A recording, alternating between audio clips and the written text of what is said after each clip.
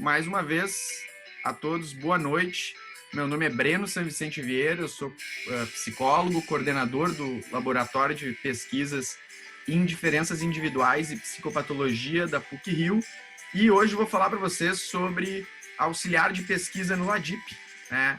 Tirar as dúvidas do que um auxiliar de pesquisa faz num grupo de pesquisa, o que é um grupo de pesquisa e o que é o LADIP, para, se vocês tiverem interesse, aproveitarem que a gente está com a seleção aberta e se inscreverem aí para, de repente, fazer parte do nosso grupo. Então, o que é o LADIP? Eu vou começar explicando para vocês o que é o Laboratório de Pesquisa em Diferenças Individuais e Psicopatologia. É um grupo de pesquisa do Departamento de Psicologia da PUC-Rio. Então, muitos de vocês conhecem professores, conhecem alguns que têm participação na graduação, que vocês veem nas disciplinas do dia a dia, mas esses professores, eles também têm no departamento, eles também trabalham com os alunos de pós-graduação nos níveis de mestrado e doutorado.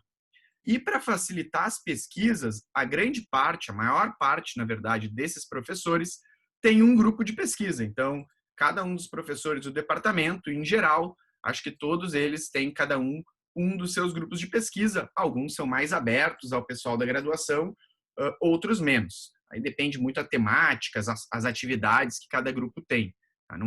Nunca é por falta de vontade, muitas vezes é por falta de dar conta e as atividades não compreenderem aquilo que um aluno de graduação pode contribuir. Mas no LADIP podem contribuir, eu vou explicar para vocês. Então, o LADIP é um desses grupos, e o objetivo do LADIP é produzir conhecimento na área de psicopatologia, em especial como aspectos individuais podem interferir nas diferentes manifestações psicopatológicas. Então, como que o QI, como que o sexo são variáveis que podem fazer os sintomas psicopatológicos ou o surgimento de sintomas ser diferente. Então, depois posso falar um pouco mais, mas, por exemplo, quando eu estava lá no meu doutorado, eu fiz meu trabalho foi identificar se o uso de crack, o transtorno por uso de crack, ele era diferente em homens e mulheres, né? Considerando lá o sexo mesmo. E as observações que eu tive lá no meu doutorado foram que sim, tanto do ponto de vista dos sintomas, como do ponto de vista neurofuncional, os homens e as mulheres apresentavam diferenças, o que no futuro pode levar a repercussões em termos de estratégias de prevenção, de tratamento e por aí vai. Então, além disso, as nossas metas, porque são os grandes objetivos, mas é um objetivo muito grande. A meta é avançar no conhecimento científico, então ter produções e desenvolver conteúdos que possam ajudar futuros tratamentos, futuras intervenções, ou inclusive no entendimento de quadros que já existem. Mas além dessa coisa do publicar, né, não é o grande objetivo de um grupo, muitas vezes a gente resume ele em publicar artigo, em escrever livro, e não é verdade. Tanto é que eu expliquei já, um grupo de pesquisa ele existe justamente para facilitar a formação de mestres e doutores. Então, um dos objetivos também é formar pessoal capacitado na ciência da psicopatologia, como foi o meu caso quando eu um dia fui auxiliar de pesquisa, fui mestrando, fui doutorando em um outro grupo e me formei lá e então me tornei um mão de obra científica para a pesquisa nacional. O LADIP ele é um grupo novo, né? Nem todo mundo teve aula comigo na graduação, porque eu também sou um professor novo na PUC, eu estou desde 2019, desde agosto de 2019, então estou completando um ano, e o LADIP é um grupo novo, por isso que a gente também não tem, eu poderia, com o tempo, espero nas próximas lives, num futuro, ou até apresentações presenciais, com sorte, poder falar e mostrar publicações e produtos que o grupo já tem. Hoje a gente ainda está construindo, mas não é porque a gente está construindo que é um demérito. Vou depois falar mais informalmente, vou contar um pouquinho a minha trajetória. Eu comecei num grupo de pesquisa, eu fui o primeiro auxiliar de pesquisa de um grupo e acho que em termos de formação, foi bem bom para mim. Entrar num grupo já sólido talvez não tivesse sido tão proveitoso.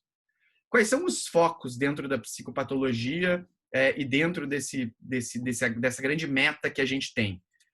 Hoje a gente tem algumas linhas, né? Alguns são os nossos focos.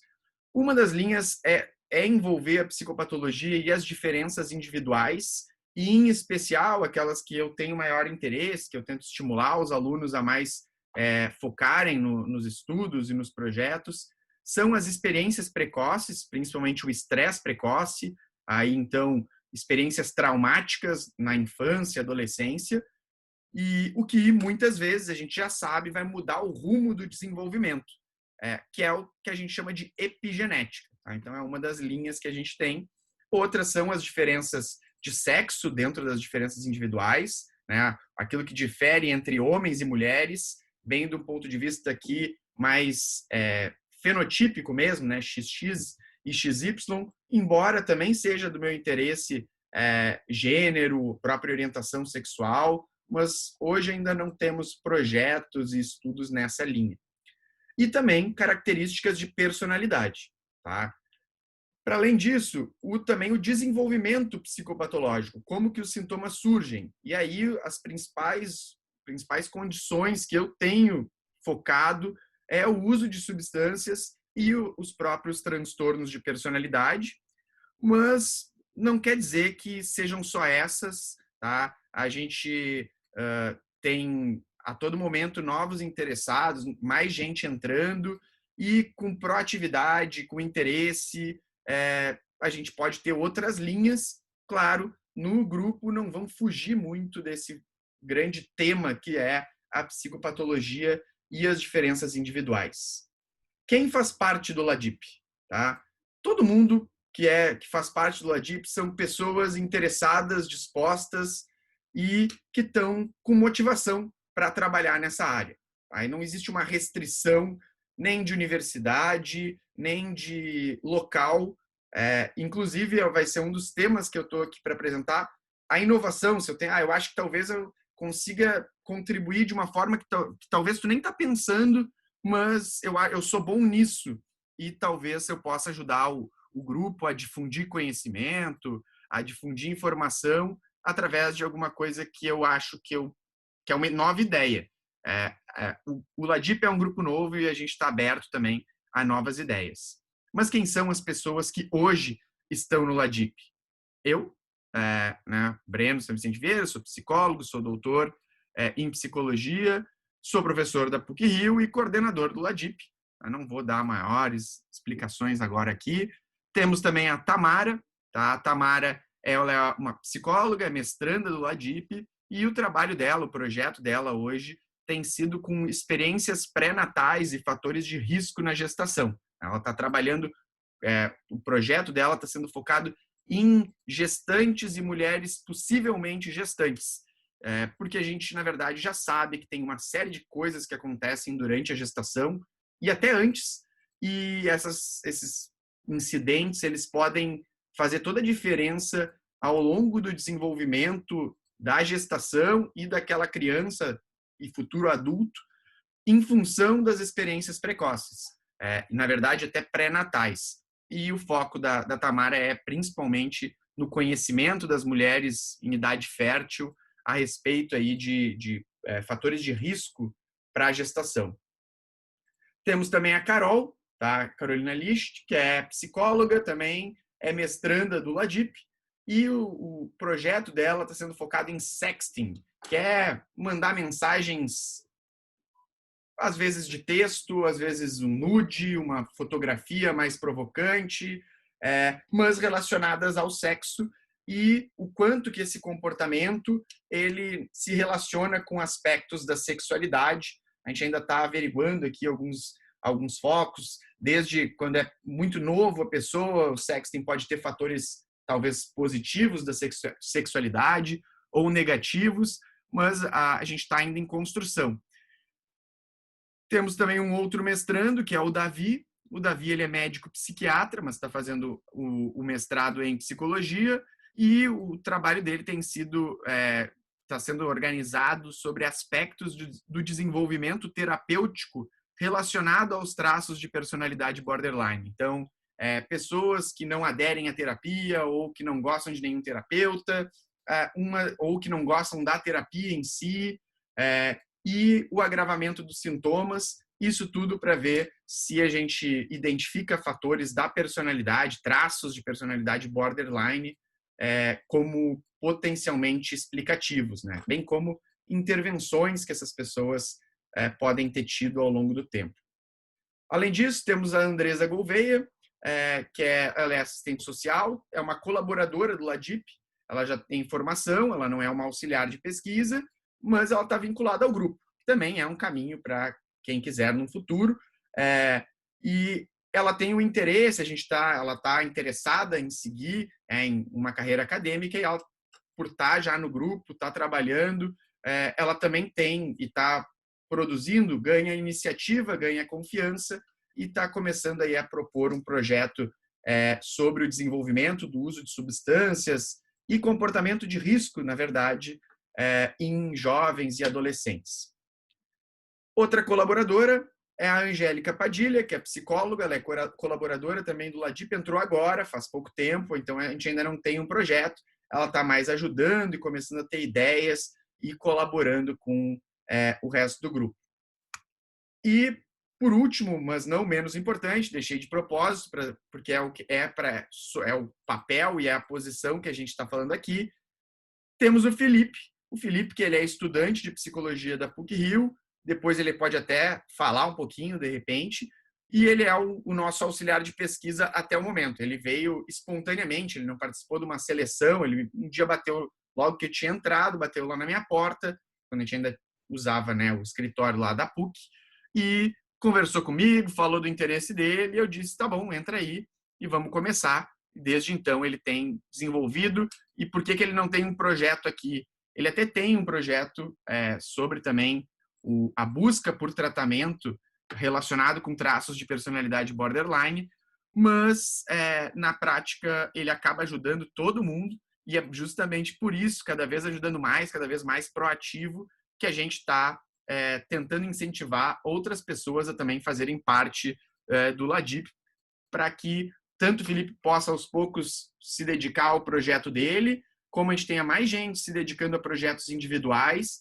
que vão dar uma maior robustez ao grupo, e também como ajudar, né, os diferentes projetos e contribuir e formar mais pesquisadores para o futuro. Dito isso, o que o auxiliar de pesquisa ele faz? Tá? Eu, na minha formação, meu orientador, ele costumava dizer que eu sempre tive o mesmo orientador, ele costumava dizer que o auxiliar de pesquisa ele é a alma de um grupo de pesquisa. Ele faz tudo e ele é o presente, porque depende do auxiliar de pesquisa para fazer as atividades, e ele também é o futuro, porque muitas vezes o que vai acontecer é aquela pessoa que é o auxiliar de pesquisa desenvolve conhecimento e lá pelas tantas ela está ensinando pessoas que estão entrando, ou aquela pessoa se torna um mestrando, um doutorando, um professor colaborador, e então, na verdade, eu botei o presente e o futuro porque a gente está começando agora, mas acaba que é o passado, o presente e o futuro, e é quem muitas vezes vai participar de todas as etapas de um projeto de pesquisa. Eu vou falar brevemente da minha formação antes de continuar o que um auxiliar de pesquisa faz no LADIP. E por que eu vou fazer isso? Para mostrar como é útil a formação e ter passado por essa experiência. A minha formação começou em 2006, quando eu ingressei na psicologia. Tá? Se vocês ainda não perceberam pelo meu sotaque, quem não me conhecia antes, eu sou gaúcho. E eu fiz, então, minha graduação na PUC do Rio Grande do Sul. Em 2008, 2 anos depois de eu ter entrado, eu comecei como auxiliar de pesquisa num grupo chamado Grupo de Neurociência Cognitiva do Desenvolvimento. Eu continuei no grupo, me formei psicólogo em 2012, depois eu virei mestre em 2014 e terminei o doutorado e entrei como pós-doc em 2018. Tudo isso eu fiz dentro do mesmo grupo de pesquisa. E nesse período, antes de 2012, antes de eu ser psicólogo, antes de eu saber o que eu ia querer, né, depois, também, paralelo, desenvolvi minha carreira clínica, mas eu era auxiliar de pesquisa e estava dentro de um grupo, onde eu tive contato com muitas pessoas, muitos professores, muitas experiências, enriqueci meu currículo, tive 3 ou 4 artigos ainda como auxiliar de pesquisa né, que foram publicados, o que me ajudou e me mostrou que era isso que eu queria para a minha carreira na sequência. Claro, eu fiquei bastante tempo como auxiliar de pesquisa. E isso me ajudou bastante na minha formação, porque o auxiliar de pesquisa, como eu dizia, é o único membro que com certeza pode participar de todas as etapas de uma pesquisa. Uma pesquisa, um artigo, ele é pensado, ele é delineado, é desenhado, ele é planejado, ele é executado, ou coletado, no caso, depois ele é analisado e escrito. E um auxiliar de pesquisa, potencialmente, pode participar de tudo isso. Eu, dificilmente, como coordenador, como orientador, dificilmente eu vou conseguir estar presente sempre na coleta. Dificilmente eu vou conseguir ler todos os artigos de algum tema. O próprio mestrando, muitas vezes, ele vai auxiliar, vai orientar, vai dar diretrizes, mas ele não vai conseguir elaborar o questionário exato ou comparar diversos questionários, porque são peças. E o auxiliar de pesquisa, ele pode, ao longo do tempo, passar por todos esses papéis, o que facilita depois a explicar para as outras pessoas. Em geral, um auxiliar de pesquisa ele faz a coleta de dados, ou seja, ele vai lá e avalia com questionários. Eu trabalho com psicopatologia, então tem muita entrevista clínica, tem muito questionário de sintomas, entrevistas sobre aspectos sociodemográficos. Temos também a organização, organizar o protocolo. No dia a dia de um grupo de pesquisa, a gente tem que organizar as rotinas, a gente tem que organizar uma série de coisas, e o auxiliar de pesquisa também é importante nisso. O auxiliar de pesquisa ele é muito útil para revisão. Muitas vezes a gente vai ver que é justamente o auxiliar quem vai questionar, quem vai ter lido mais às vezes do que o autor, né, o mestrando, o doutorando, porque ele vai atrás e aí é mais gente. Tu tem alguém para conversar contigo, tu tem um estímulo, tu tem um desafio, de certa forma, embora todo mundo joga no mesmo time. Temos também a parte da análise, né, que é pegar os resultados e analisar eles, e entender eles, e também o propor, né, o propor seus próprios projetos. Essa é uma etapa mais avançada, que depende já de uma confiança, de um conhecimento, mas é a etapa de que aquele auxiliar de pesquisa, né, às vezes a gente vai falar também iniciação científica, são sinônimos. Quem é o aluno de iniciação científica, porque ele está se iniciando na carreira acadêmica, como um cientista, até ele poder propor mesmo e começar a ter os seus projetos.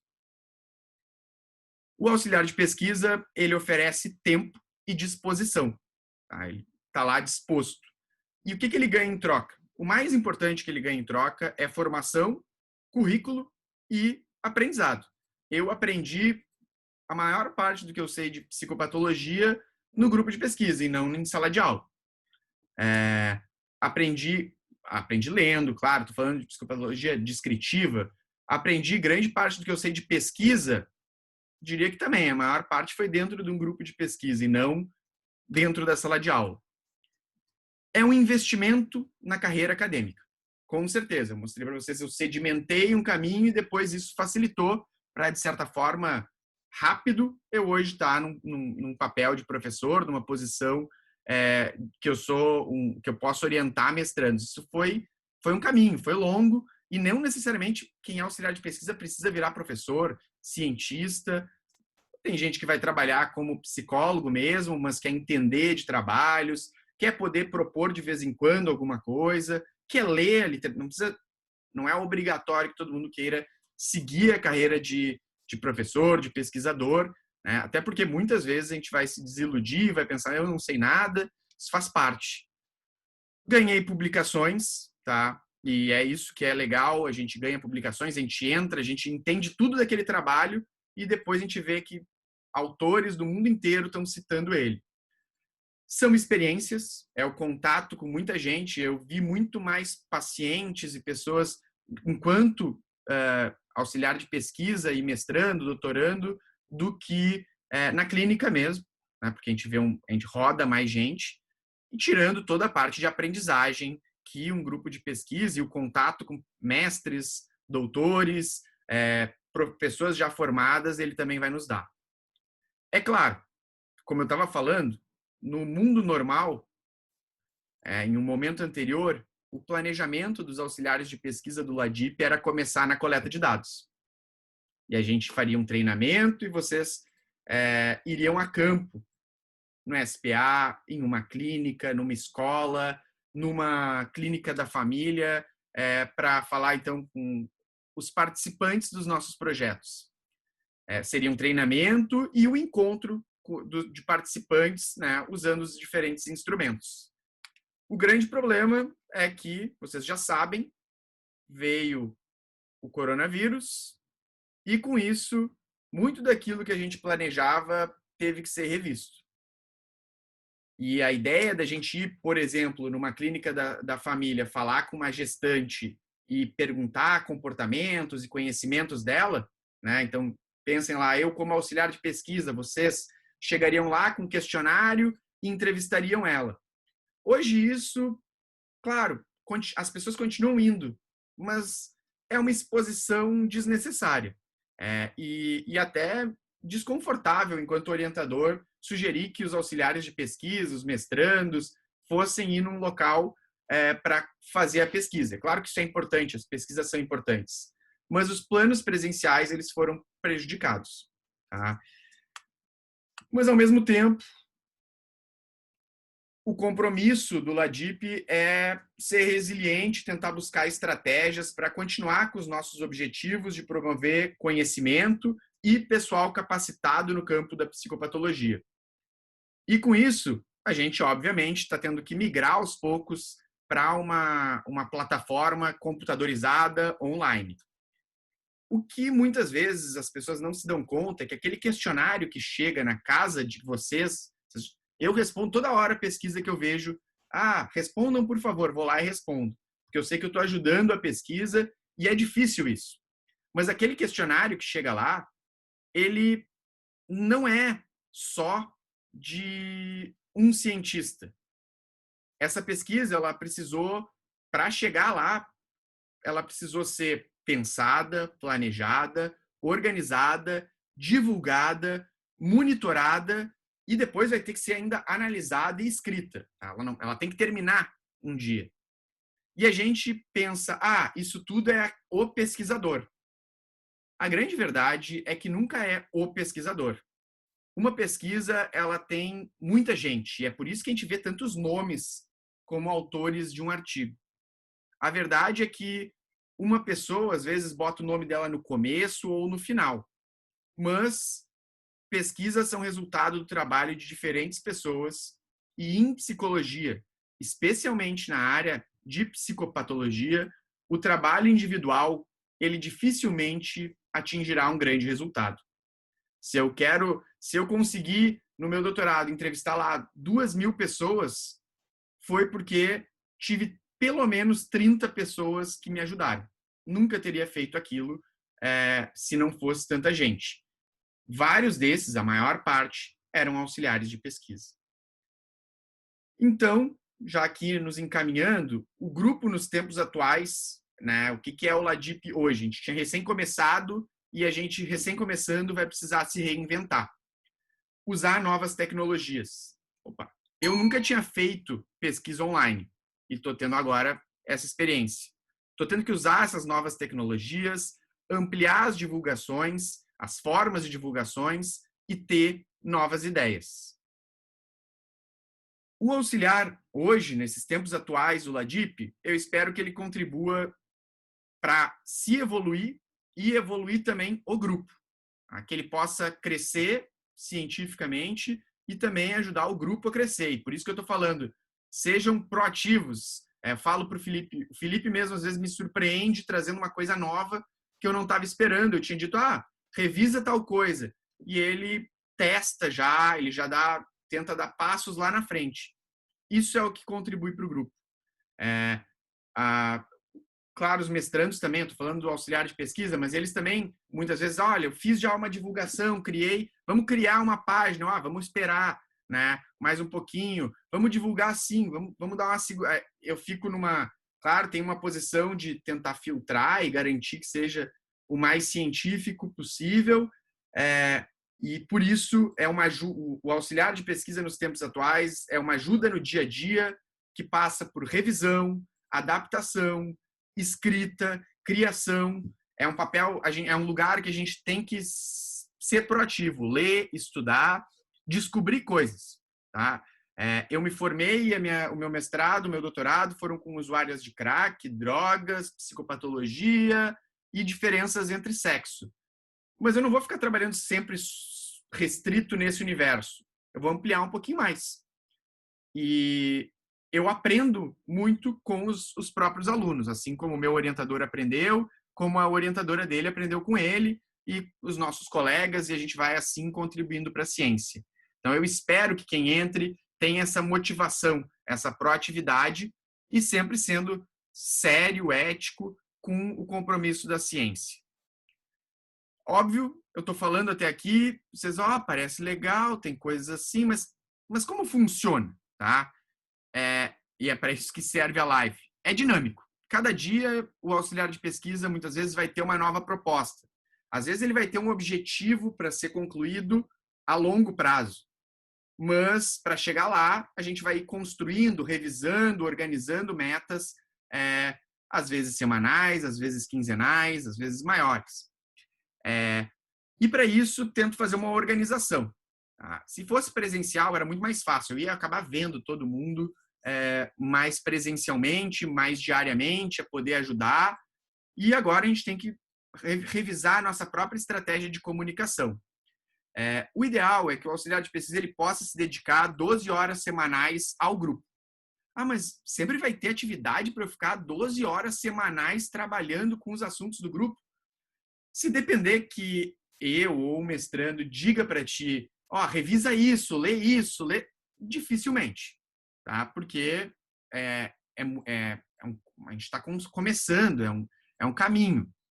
Mas eu começo a ler sobre diferenças de sexo, aí vou atrás, aí resolvo já fazer uma apresentação, faço um levantamento, faço uma tabela. Às vezes daí surge uma nova pergunta de pesquisa, às vezes daí surge uma ideia que vai contribuir num projeto. Por isso que essas 12 horas é para pensar sobre aquilo, é para estudar. No começo, o pessoal às vezes vai ter que estudar sobre estatística. É estatística básica, é quase como se fosse uma disciplina. Às vezes eu vou ter que estudar sobre psicopatologia descritiva. Às vezes eu vou ter que estudar mais sobre inglês, porque os textos são em inglês, ou sobre o programa para fazer o questionário. Depende muito também da etapa dos projetos. Agora, as mestrandas, e o mestrando, eles estão no 6º mês ali, estão chegando num quarto do tempo do projeto deles. Essa é a etapa que a ideia do projeto ela já está mais constituída. Agora vai vir botar tudo junto e fazer a proposta, organizar. Né? E aí, para isso, a gente tem agora, tá mais focado em achar instrumentos, achar plataforma online, ver quais são os que mais publicam, fazer alguns alinhamentos para, então, a gente começar a etapa de produção, né? De coleta mesmo, de divulgação, e nesse tempo online, divulgar também motivar as pessoas, não só divulgar artigo científico, mas divulgar também para a população em geral. Eu quero estudar o efeito da depressão antenatal nos filhos, né? Ou seja, antes da gravidez, a depressão da mãe antes da gravidez, nos filhos depois, eu tenho que estar ciente que para fazer isso, eu vou também ter que trazer, né, motivar as mães a participarem. E aí a gente vai criar material, vai criar informação. Eu falei das 12 horas semanais, mas a gente também tem uma reunião que é fixa, todas as semanas, claro, às vezes a gente pula uma, mas todas as semanas a gente tem uma reunião que ocorre tradicionalmente às quartas-feiras à tarde. Temos, então, objetivos de curto, médio e longo prazo. Temos muitos treinamentos, tá? A gente agora que o pessoal está terminando essa etapa mais de conceber o trabalho, essa primeira turma, a gente vai começar a ter alguns treinamentos, inclusive estamos esperando essa seleção para que quem for entrar participe dos treinamentos. Outra dúvida que surge muitas vezes é: tem bolsa? Assim, vocês já sabem que a gente vive no Brasil e que a bolsa de pesquisa, a pesquisa no Brasil passa por muitas dificuldades. Vamos me botar aqui na interrogação. Então, é o seguinte, pode ter, tá? Claro que a ideia é que o grupo seja grande, e à medida que o grupo vai ficando grande, cada vez, bolsa já é um recurso difícil de conseguir, e a gente vai tendo muitas pessoas, é muita disputa, é muita gente, nem todo mundo ganha. Pode ter, mas em princípio não, e sinceramente, se a motivação para entrar num grupo de pesquisa for a bolsa, eu não recomendo, tá? Eu que vivi com isso muito tempo, não recomendo que seja o foco a bolsa, até porque o retorno financeiro não é dos mais agradáveis. Claro, é alguma coisa, sempre é bom, mas eu, quando ganhei minha bolsa, para mim foi muito mais um reconhecimento do que a grana mesmo que entrava. O maior benefício é no currículo e na aprendizagem. O maior benefício eu vi muito tempo lá na frente, e hoje em dia eu ainda vejo o benefício de quando, né, eu penso, se tivesse entrado um semestre antes, seria ainda melhor lá na frente. A apresentação que eu elaborei para explicar um pouquinho o que é o grupo, o que é o auxiliar de pesquisa, é isso. E aqui, se interessou, se inscreve na nossa seleção. Já vou pedir para o Felipe mandar até no bate-papo ali o link para vocês, né? Para participar da seleção, a gente tem um formulário que vocês preenchem, e aí vocês vão ser avisados do horário que a gente vai fazer a entrevista na quarta-feira da semana que vem. Preenche o questionário e se liga na entrevista do dia 22. Não se interessou, não é bem a área que tu quer, ou tem alguma dúvida, eu vou abrir agora para vocês fazerem perguntas, mas é claro, né? Então, primeiro, eu agradeço a atenção de vocês aqui, muito obrigado. Dúvidas adicionais, podem escrever tanto para o e-mail da seleção, que também vamos botar ali no bate-papo, como para o meu e-mail, se vocês tiverem outras perguntas para fazer, tá aqui, brenosanvicente@gmail.com. E agora eu vou abrir para vocês também tirarem as dúvidas sobre o que faz um auxiliar de pesquisa, o que é o LADIP, como que funciona. Vou abrir para vocês perguntarem para tirar as dúvidas. Então, estou na dúvida ainda, quero saber mais alguma coisa. Ou, de repente, também conhece alguém, até domingo ainda vai estar aberto para se inscrever. Recomendem, avisem lá. Eu vou postar esse vídeo aqui da live para ficar disponível até domingo no meu YouTube. Então, se vocês quiserem, eu vou colar daqui a pouquinho também aqui no bate-papo já o link para vocês do meu canal. Aí entrem lá, assistam, indiquem se alguém mais perdeu o vídeo, fica à vontade para ver. Mas, é claro, quem está aqui vai ganhar agora a chance de tirar também dúvidas adicionais presencialmente. Então, eu vou dar um pause na gravação, mas antes disso, mais uma vez, agradeço a atenção, quem estiver só vendo gravado, agradeço a atenção, o interesse e espero ouvir mais de vocês, que vocês participem do nosso processo seletivo, que a gente daí vai conversar de novo no dia 22. Tá bom? Muito obrigado. Eu fico por aqui.